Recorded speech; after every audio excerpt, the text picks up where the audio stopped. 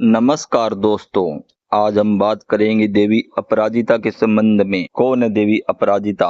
तो जब से चारों युगों की शुरुआत हुई है तब से देवी अपराजिता के पूजन का आरंभ हुआ है। नव दुर्गा की माता अपराजिता संपूर्ण ब्रह्मांड की शक्तिदायिनी और ऊर्जा उत्सर्जन करने वाली है।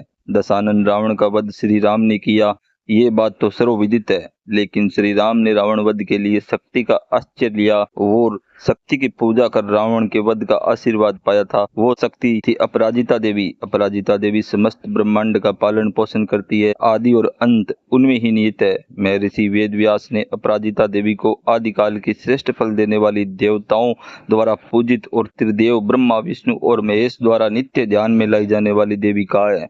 देवी अपराजिता को दुर्गा का अवतार माना जाता है और विजयदशमी के दिन अपराजिता पूजा की जाती है। दशहरा के दिन दुर्गा माँ की विदाई से पहले अपराजिता पूजन किया जाता है। शारदीय नवरात्र अपराजिता पूजन के बिना अधूरा माना जाता है। इस पूजा से कभी असफलता नहीं मिलती है। ऐसी मान्यता है कि जो भी भक्त नवरात्र के 9 दिन माँ दुर्गा के 9 स्वरूपों की आराधना करते हैं उन्हें विजयदशमी के दिन माँ अपराजिता की पूजा अवश्य करनी चाहिए। देवी अपराजिता की उपासना के बिना नवरात्रा की पूजा अधूरी मानी जाती है। इसलिए विजयदशमी के दिन माँ दुर्गा की विदाई से पूर्व अपराजिता की लता के फूल से माँ की पूजा कर उनसे अभय दान मांगा जाता है।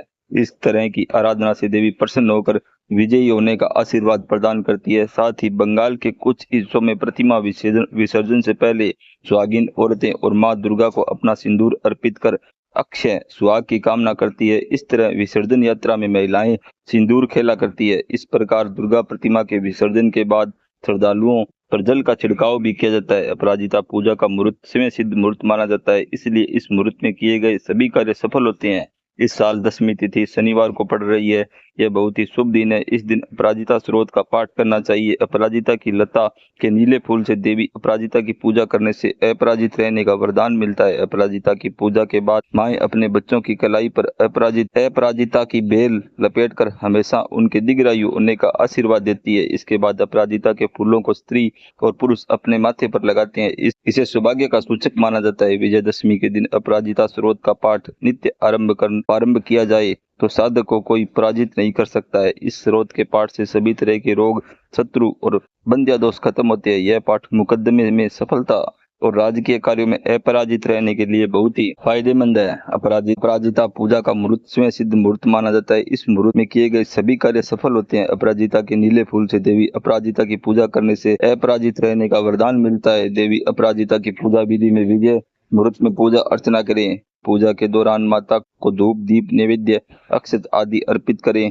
पूजा के दौरान ओम अपराजिताय नमः मंत्र का जप 108 बार करें। अंत में घी का दीपक जलाकर देवी अपराजिता की आरती करें। अपराजिता का अर्थ होता है जिसे कोई पराजित नहीं कर सकता है। इस स्तोत्र का पाठ करने से भक्तों को शक्ति मिलती है और यह उन्हें किसी भी प्रकार के भय विपत्ति और नकारात्मक शक्तियों से मुक्त करने में सहायक माना जाता है। अपराजिता स्तोत्र का पाठ विशेष रूप से दुर्गा पूजा और नवरात्रि के दौरान किया जाता है। माता के ऐसे स्वरूप के पूजन के लिए स्वच्छ मन तन एवं हृदय से माता का स्मरण कर इस परम शक्तिशाली अपराजिता स्रोत का पाठ करना चाहिए। इसके नियमित पाठ से माता प्रसन्न होती है और अभिष्ट वरदान देती है। इसी प्रकार धार्मिक और ज्योतिषीय जानकारी के लिए चैनल को लाइक और सब्सक्राइब करें। ओम नमः शिवाय।